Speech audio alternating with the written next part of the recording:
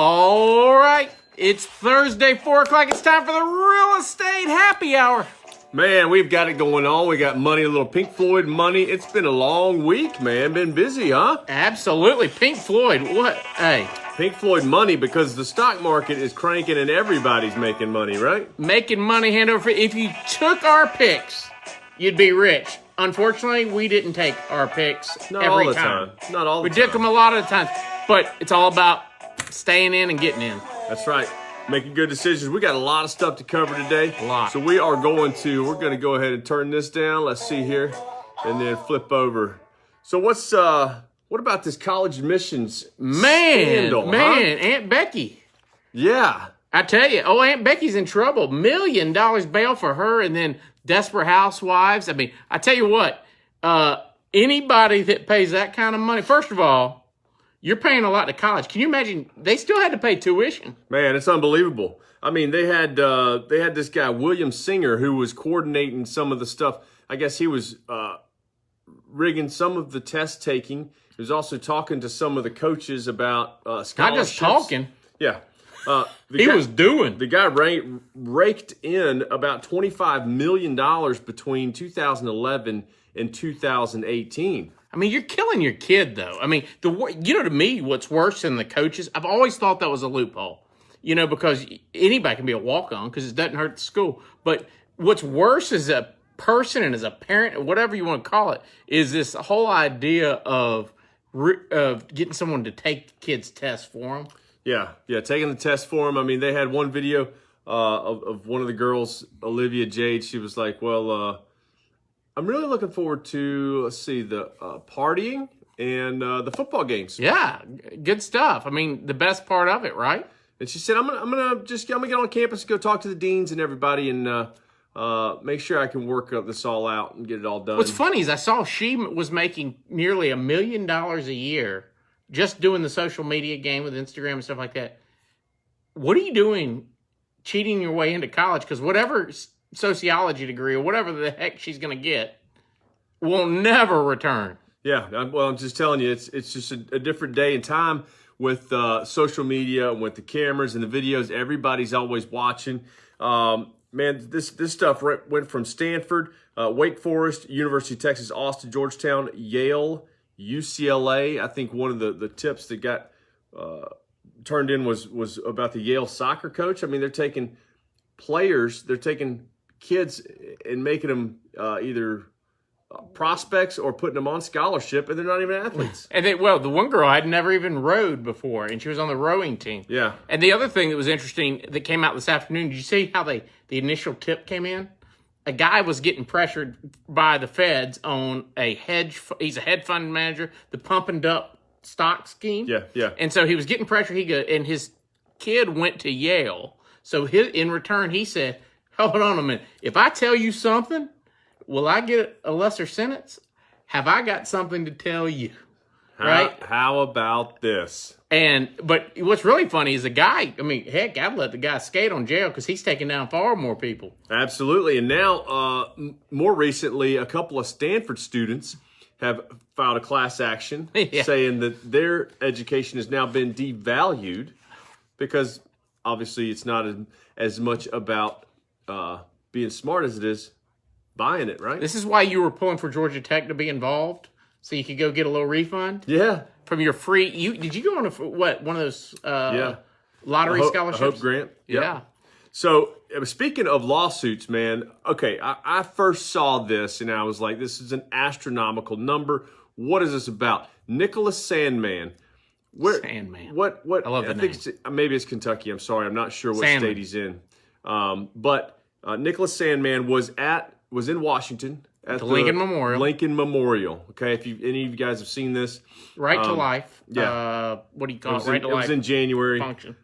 He has since, he had the story I saw, he had a suit against CNN for $275 million. Yeah. Apparently, there was a protest going on. Apparently. Where were you? There was, I don't watch the news, man. Until it gets real bad like this. Yeah. So a Native American was marching, playing some music, banging on his drum. Banging on a drum, walked right up into the kid's face. Mm-hmm. And the kid just stood there. He didn't know what to do. It was one of those awkward moments where you're like, you're an adult. I don't know what to do. Yeah, really awkward. And he's goofy looking when this is going on. He he had a smirk on his face. But if you take it out of context, which is what happened, I didn't see the Washington Post intentionally story. out of context. I'm sure CNN now on the brunt of this lawsuit, CNN took it out of context, and all they showed was this young 15-year-old kid with a smirk in his face. It seemed like he was in the face of the old Native American. So they kind of flipped it. They made it look different, right? Awful. Yeah. Right? And made him out to be the face of an angry mob. Racist angry mob. Yeah. Because they were already not arguing. They were already getting accosted by this very, very, I forget what they're called, African-American group that was engaging them. And this Indian was coming in between the two groups. And again, I'm talking fringe left African-American group, not normal. That was engaging them. Yeah. And so then what happens? Yeah, and then the Native American just walks right up to this kid's face. The kid didn't do anything wrong, but when I first saw it, I thought it was ridiculous. I was like, yeah, what's this kid thinking? It looks like he's getting in the guy's face. But, Google the whole video because that'll tell you what was really going on. Well, Just ridiculous. It's so funny because when you text me, and I wanted to provide context to it, you said $240 million, $50 million. 275. Whatever it is, you said, oh man, it's just so much money, too much. The problem is these people weren't acting as journalists. They were acting as activists, right? These journalists. And when you're going to do that and you're going to affect real people, you can't hide behind that journalistic monitor, if you will. You have some duty to protect that child as well if it's not truthful. Yeah. Find the truth. But like I told you when we were talking about it, was that it's much like bail, right? If we were to arrest David today for some reason, and or for the same thing Lori Loughlin, Aunt Becky did, they may put your bail at $50,000, right? But they put Aunt Becky's honestly at $1 million. Why was she at $1 million? Well, because that will make it hurt, right? Yeah. That's an amount. 50 would make you hurt. Same thing here is that they're going to have to really get the attention of CNN because look, you sue them for $1 million, okay, great. We'll settle for $500,000. We're done because they're going to spend that on attorney fees. I think it's a good lawsuit. I'm not a sue-happy person, obviously. Man, and that's what I think. I think this is a product of a sue-happy society is what really makes me crazy about it. Sure, the kid was wronged, but look, he'll never have to do anything else again. He's going to be set up. This is not the end of the lawsuits either. CNN is number 2 behind Washington Post. They had... Oh, man, Bill Maher? Bill Maher. Bill Maher? Oh, man. I don't agree with him much, but he'll get added to the list. There's been a couple other celebrities that came out wanting to punch the kid in the face and just slanderous things written about this kid. So they'll get added. I'm telling you, it's going to be a mess. The kid is going to make millions. Well, millions. Yeah, and you say, well, would you want to take it over again? But at first, he was really, they had to have protection. Because here's the problem. We live in this woke society that just, it's like everybody's offended about everything. But, there's very few things in life that I've ever been truly offended by. I'm offended by the Crimson Tide every football season, but that's about it. Yeah. Well, I think everybody just likes headlines. And these are controversial headlines.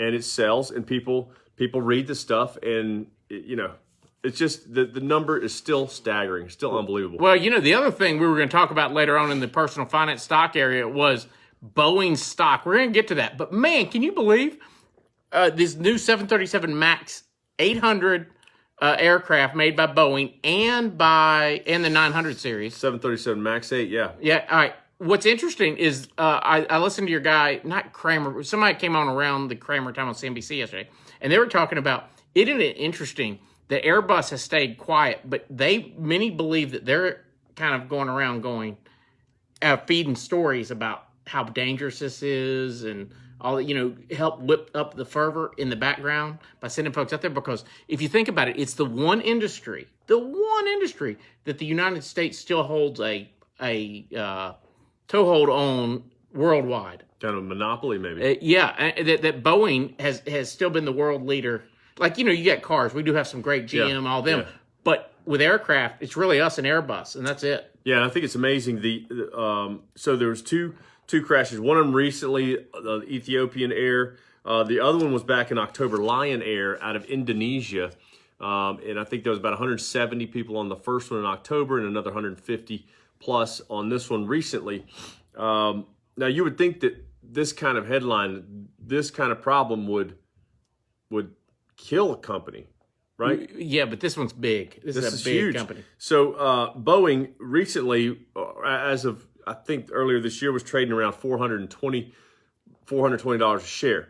Monday, the news was this weekend. Monday, the stock opened down.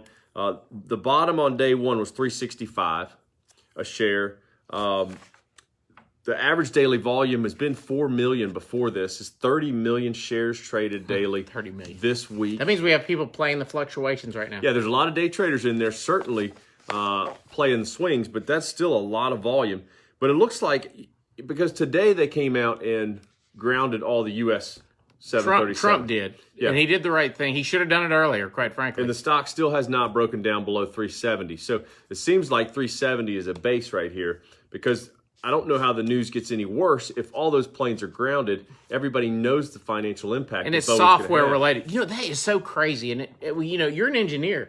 To think that, I mean, when I think of planes, I think of engineering marvels of stick and rudder, you know, move, like, it's not that anymore. It's inputs of computers. Yeah. Right. And so the idea that what is going to come out is that it's a software issue for a plane. Yeah. I mean, isn't that hard to believe? Oh, absolutely. I mean, I think it was something shortly after the takeoff, the pitch of the nose, and it had a self-correcting mechanism that was causing it to then dive back down. Then the pilot then responds with his training. Yeah. And you end up with counterbalance situation, and then next thing you know, you're doing, you know, splat into the ground. Yeah. Yeah. So very interesting what's going on in the story around Boeing, the stock, the planes. Obviously a tragedy for the lives lost. Absolutely. And the danger that it could be, but it's still the safest form of air travel. I mean, air travel is the safest form of travel in the world, still, other than cruising, and I love cruising. Much better. Absolutely. On a cruise ship. But we'll be there in 2 weeks, or 1 week. He keeps saying 1 week. I think it's like a week and a half, so I round up so I don't get too excited. But anyway, interest rate update for the week. All right, right now, 4.31-ish on a 30-year, 3.76 on a 15-year. They're really not moving around that much, okay? I don't expect a whole lot of movement this year. I think just in my opinion, I think the housing market is going to be protected. The Fed has moved their rates up a little bit, so if anything gets crazy, they have room to pull back. And I think they will do that just to protect the housing market and make sure there's no... Now, that is down about 1/8 of a point from last week, if my math's correct? Probably not that big of a difference, but I don't think 1/8 is not a lot. Yeah, I don't think they moved around a whole lot, but it might be down a little bit. Well, that's good. It's certainly good for the market. And, you know, one of the best things is interest rates have held their own, too, with savings accounts. We talk about that a lot. Marcus Bank still holding right around 2.25 or 2.2, somewhere in there. As you get those refund checks from the IRS, stock them away in something that gets you a little bit of interest until you know what you're going to do with it. True story. Next up is Birmingham's area market stats. Yeah, here in the Birmingham market, we are still at inventory lows. We are down almost 8% year over year. Okay. And inventory, that's correct. And, you know, it's really funny, this lack of inventory. We're going to pick up a little bit as we go through here, but a lot of that's going to be natural increase, right? We're going to sense it's an increase because we're coming from nothing to something. It's going to sense like it's back. But where it's affecting you is on the purchase, right? You're going out there selling your home. You don't have anywhere to go. True. Yeah, a lot of people are having to figure out something in the meantime, in the interim, because contingency offers are not popular. Why right? would I? Yeah. I don't need it. Yeah. You know, and so the number of single-family homes rose by about 2% year over year. We had 932 houses sell, single-family homes locally. 98 townhomes or condos sold. Now, that is about a quarter, about 25% decrease year over year, and that's just a supply thing. There's far less of those guys even available, bought or sold. I mean, just the number of them are a lot lower than single family. One thing I thought you'd find very interesting was that I went and I looked at the sold statistics, and I think this plays into what you and I see every day. And where we saw sales happening was 75 to about 150. And then and they're in the positive year over year. Then from about 150 up to about 350 to 400, somewhere in that range. So about 200,000 right there in the middle, nothing. Down. In the negatives, numbers year over year, right? And then once we got up over 500, say, increase year over year. I think that's really interesting because I think that's where it's getting affected most, is right there, that middle class, that group that we rely on to move up.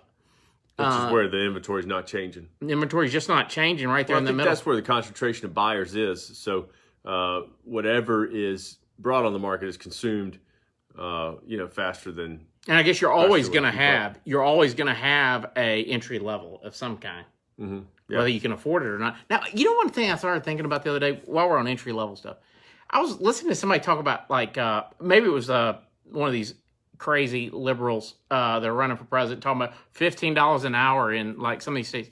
Now you're telling me that a fry cook at McDonald's is making $31,000 a year? Yeah, I'm telling you, I was just in New York last week. That's just crazy. And that's one of the places where the $15 minimum wage is. And, I mean, everything up there is expensive. So I don't see how you could live without – I don't see how the $31,000 fry cook still makes it. No, I'm not saying he makes it, but it's just mind-boggling to think that – because, see, to me, you shouldn't want to be a fry cook for long. Right? I mean, it was never meant to be there. But I think those $15 an hour wage areas are relative, right? So it's what do you mean by that? It's so expensive to live there. But Bernie wants to bring it to everybody. Oh, yeah. You're going to put small business right on out of business. I mean, if you do that. So, all right. David, you sent me this article. You had found it, and it was the 5 unwritten etiquette rules home buyers might not even realize are a big deal. And, I read it and I said, David, etiquette you rules. nailed it. The etiquette rules, yeah. You're rude if you don't, if you do these things. The unwritten rules. Number 1, see a house online that you love. Don't call the listing agent. Don't call the listing agent. Have your own representation. First of all, listing agents love it. But you're not doing yourself a favor, right? Yeah, and as funny as it is when I hear so much talk about getting rid of realtors and getting rid of mortgage people and that people don't know how little people know about the real estate business. The commissions, that the buyer doesn't pay real estate commissions, that the listing agent represents the seller. There's a lot of little things that are unknown. And this is one of them. The listing agent represents the seller. And you're not saving yourself any money because guess how much the listing agent gets paid? Double. They said, yeah, they just get paid the exact same thing. They get paid double. So thank you. You got no representation. You're really being stupid if you did that, right? Number 2 is don't ask your agent to show you homes until you sign a buyer-broker agreement. Yeah, it's really important because you have no legal rights. And for the agent as well, they don't have any until that's solidified. It's kind of like when you go to your lawyer's office. You want to have that in writing. Hey, what the fees are going to be? What are the expectations of the person? And you want to be represented, even if the seller's listing agent is paying for the seller's paying via the listing agent for your agent services. Sign that buyer brokerage agreement. It's going to protect you. Yeah, absolutely. Absolutely. Number 3, don't make an offer without mortgage pre-approval. Now, we see this all the time, and people don't understand how important it is. I mean, the seller, especially in multiple offers, why would they take your deal if you haven't talked to a mortgage company? Why would you even write an offer on a house if you don't know how much it's going to cost? It's crazy. It doesn't make any sense. No. I mean, now people go test drive cars all day without knowing how they're going to afford it. Yeah, that's different. Totally different. Right? That's completely It's a totally different industry. Yeah. It's not as regulated as our industry is. Yeah. Here's the thing. A car dealership can manipulate numbers in terms of how to get you qualified, or they can hold the note. They can do tons of different things. But can't happen for 90% of loans in America. And there's a ton of cars that are sold without any down payment. I mean, we've got closing costs. We got all kinds of stuff. There's money going to be involved. Bring to the table. The car industry also has a lot more leniency on credit. We've got a lot more guidelines and restrictions on credit. So I just don't understand if you don't know the cash required and the monthly payment, what it's going to take to buy that house, why you would waste everybody's time looking at it and writing an offer. Well, and hey, I'll even put this on y'all's end too. Don't be late for home showings or bail entirely. And don't do that when your mortgage lender sets up a meeting to meet with you in their office. Because guess what? They are spending time to get ready for you. And it's just rude. You're rude if you do that. You know, one of the beautiful things about our business is, obviously there's a cost, but you get a lot of information from us for free, right? There's a lot of stuff that we don't charge for. Absolutely. Attorneys charge for every hour you spend with them. A lot of places charge for everything you do, but not with us, huh? Well, because here's the thing. We're planning for those meetings. Believe it or not, it's what we do for a job. I think sometimes people don't look back in their own life and go, for their job, and go, how would I feel, right? Especially if somebody's good at their job. You're very good at your job, and so you always do your homework before that meeting. What's the market telling me for this person in this area? I mean, for this credit area risk. What are the rates going to be? Because you know the questions they're about to ask. Right. Absolutely. Number 5 is don't pretend you're ready to buy if you know you're really not ready. And that also goes with don't try to hide it. Don't try to hide things. Let's don't get, into the process. You're like, oh, well, I didn't realize you would find that out. We find everything out. Or I haven't told my husband yet that we're looking. That never works out. Yeah. I mean, so just if you're ready to buy, let's go do it. Let's go buy a house. And that's the other thing right now in this market, when we talked about low inventory, high demand, if you're going to make an offer on a house, make an offer and make it real, because you have no chance if you're going to lowball the heck out of most of these houses. Absolutely. Absolutely. Next up, we've got 15 preventable insurance claims and how to avoid them. Yeah, big. I mean, one of the Wall Street Journal a few weeks ago had a article that came out talking about we have so much going on in our homes today that water is probably where we see more risks and more people filing claims than any other item in there. And water presents so many different issues because you got rising water, you got water coming out of pipes, and different coverage levels for different things. Septic backup, nasty. That's nasty. Different things like that. And a couple of the things they talked about, and we're going to burn through them here. Washing machine mishaps, making sure that all the fittings are in place, making sure. We had this happen not too long ago in a brand new house out at Ross Bridge. The workers they were getting ready to, they put everything in, did everything right. The workers that had finished up the house, when they were cleaning some sheetrock up, they just pushed it down the little drain hole. And so no one saw it because, your builder never actually runs the stuff before they don't bring a hose in to see if it'll back up. Well, somebody had thrown that sheetrock down and basically dammed it up. Brand new house, flooded the entire downstairs because, of course, the grandfather was trying to help them out and wash a few things as they were moving in, and they ended up with a river. Didn't work. Nope. Builder had to replace all the flooring in the house. Number 2, bathtub, shower, grout, and edge leaks. Big one. And remember, one of the big ones here with that is that most of these bathrooms are on the upper levels, right? So water only goes one place and it goes down. Absolutely. Right, or goes to the nearest thing. One of the biggest things that the home inspectors are checking for right now is they'll be checking because kids getting out of a shower, or myself, because I'm bad about this, not drying off right in the shower, is making sure when you come out of there, making sure all that's sealed right there, because water gets behind that, gets under the subfloor, and eventually causes a lot of damage. Yeah, absolutely. Toilet issues. Number 3, toilet issues. Same thing. Wax ring goes bad. Water running. That's really not too bad if it's just the guts, because it's only going to hit you in the wallet. But that old wax ring can cause a problem, or cracked toilet. That old wax ring. That's nasty. How often do you say that?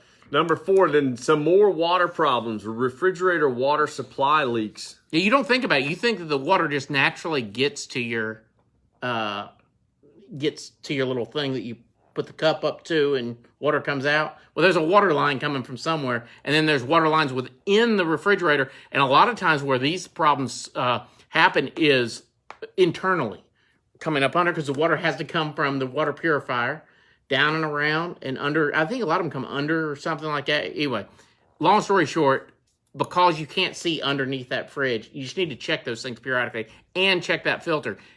I know so many people that have never changed that filter. You know, it's in the back. You unscrew it there. Unscrew it occasionally. Check it. Pay for it because you think, man, I don't need this. Do it because you're going to find that it's going to save you a lot of money from problems. Number 5, roof leaks and collapses. Now, that certainly would cause a lot of problems. Yeah, loose shingles. I mean, I've had it about not getting your gutters cleaned out. You think, no big deal, right? Yeah, gutters can fill up and overlap. That's right, because what's happening is you don't run out in the middle of the rain and go, oh, gee, let me see how it's working. You don't ever do that. So you got to trust that gutters were not made to permanently hold something. Right. Right. They were there to temporarily. They're to drain. That's exactly right. Chimneys and fireplaces, right?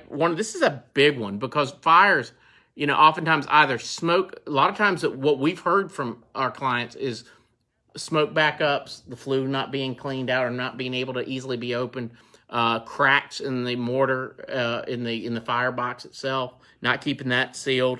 So really, I think for the most part, a lot of it's not a scam but the chimney cleanings, if you don't use it very often, don't do it. But you need to really check that box right there. And then, of course, on top of your chimney, just make sure that is that nothing has grown over that or cracked up top either.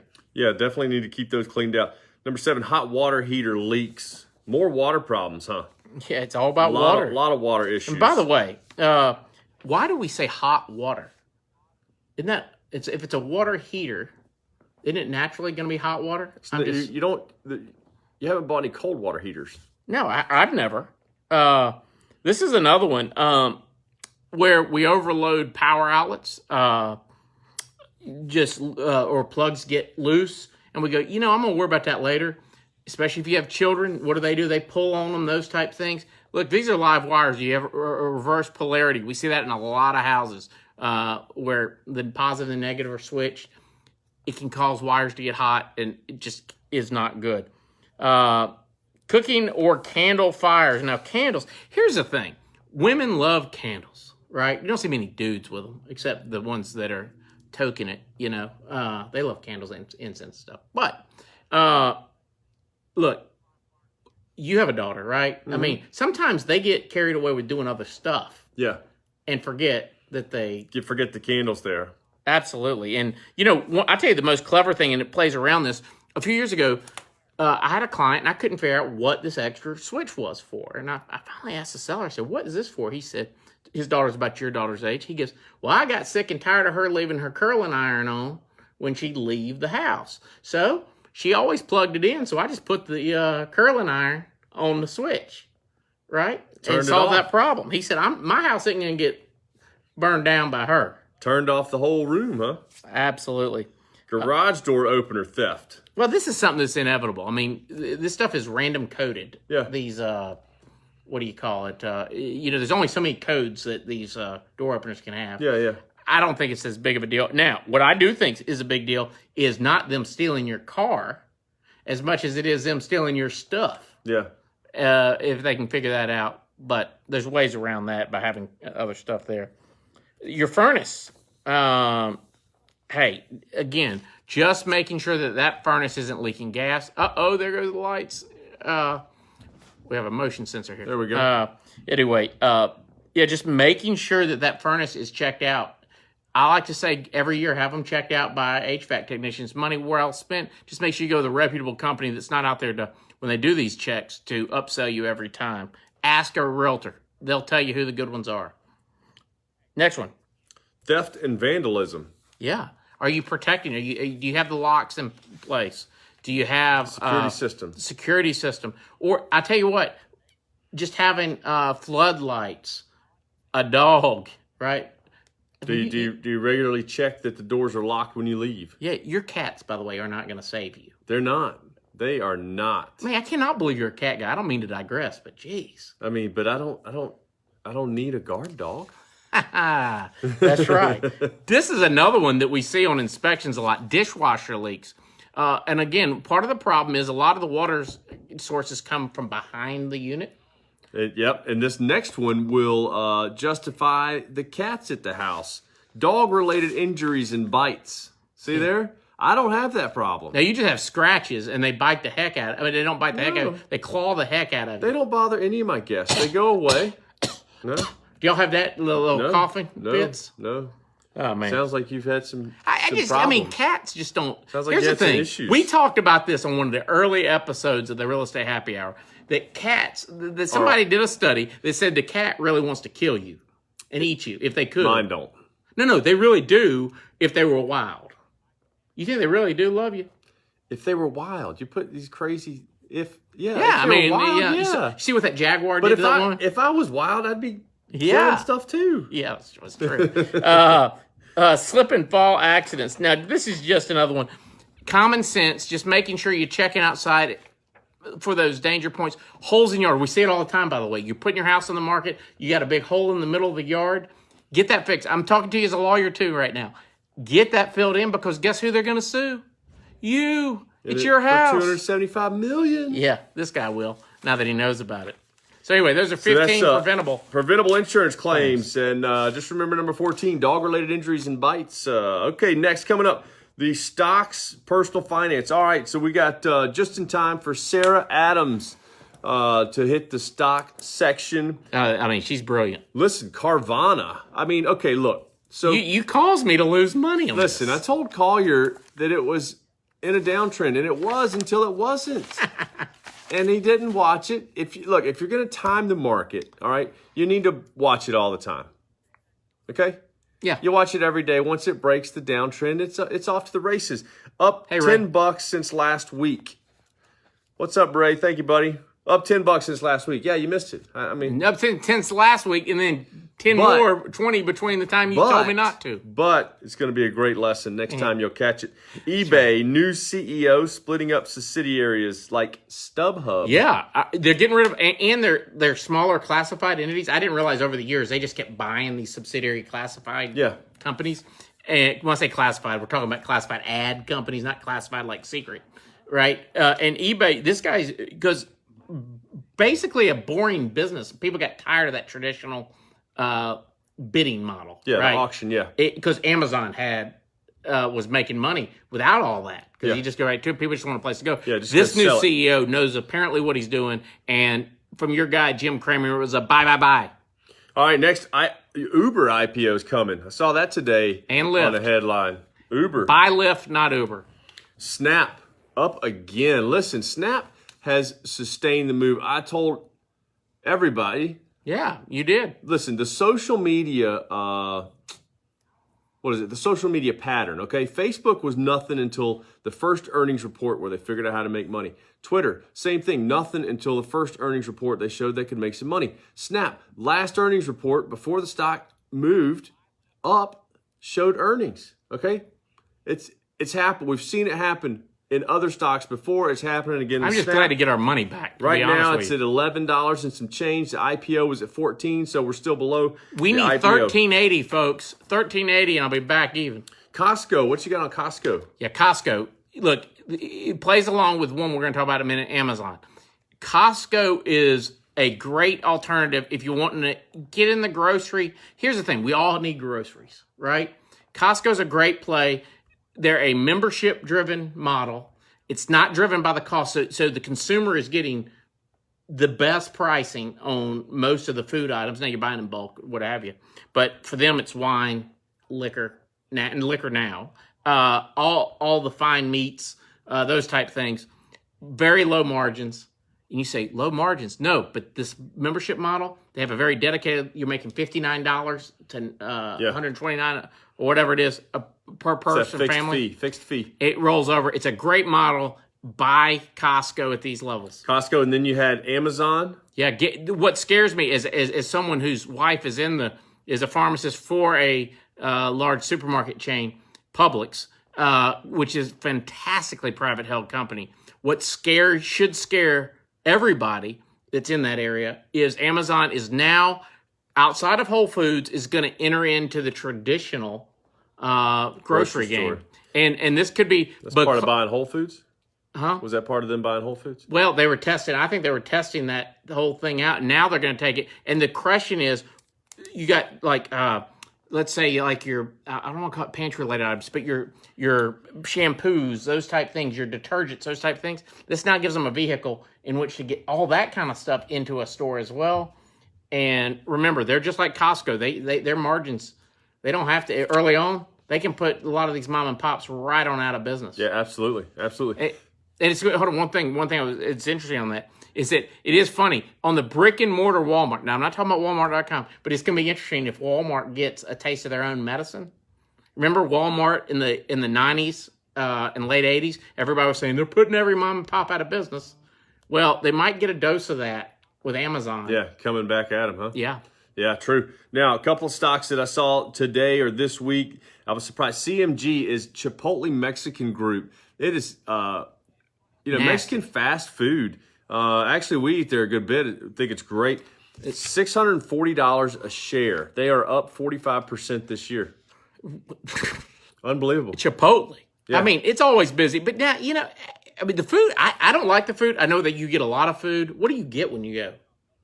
Just get a bowl, rice and beans, lettuce, sour cream, cheese, salsa. All for a good low price. Now, you know what's interesting about Chipotle?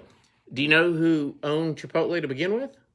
No. McDonald's. They are a spinoff of McDonald's. Doesn't McDonald's wish they still had them? Oh, absolutely, absolutely. And then we've got Tesla at $290. Okay, so Tesla's Happy St. Patrick's Day. $290 a share. All right, I'm going to go ahead and tell you. I don't know what the problems are right now. Collier says they didn't sell the most recent model. Listen, it's a long-term buy. $290 a share. Elon Musk is gonna, if anybody's gonna figure it out, he's got the money to throw at it. Yeah. I mean, it's kind of like everybody. They'll be fine. I looked at bye. You and I love the cruising industry. Everybody, because we love Royal Caribbean stock, RCL, keep buying it. You and I talk about Richard Branson coming out with his new cruise line, right? The best thing about Richard Branson is he will make it work, right? I mean, he's got the money to do it. Branson will do it. And it's just one of those companies like Tesla is that will figure it out. Now, the question is in the near term, you notice he said long term. So that's one of the big things there is Tesla's got to come out. Now, they're coming out with a traditional SUV size. That's going to be not full size, but more because I think the current one's built on the car platform. But it's going to be interesting. And the question is where they build all their technology, their batteries, those type things. The interesting thing I saw this week talking about how can we really get energy independent would be the proposal in the long term is how can we electrify where you could actually recharge in the roads? Like when you're driving down the road, have these battery driven cars and actually have it where when you're driving on, say, Highway 280 out here, it had something in there that is as you're going. Yeah. Recharging you, similar to what we're seeing with, your battery on your watch, whatever, when you're just laying it on there. What's fascinating is 10 years ago, this wasn't even an odd thought. Yeah, absolutely. It's just amazing that we're already there. Welcome to the future, folks. Absolutely. All right. And that's a wrap. It is. And we really do appreciate everybody watching. Don't forget to hit the like button and share this with your friends. And also, don't forget the podcast wherever you can find great wherever you can find great pod, Spotify, Stitcher, Apple Podcasts, and Google Podcasts, everywhere. We're there. So anyway, we'll see you next week, 4 o'clock, same time, same place. Then the next week, we'll see you from St. Martin, I believe. Maybe. I think. All right. We'll see you next week.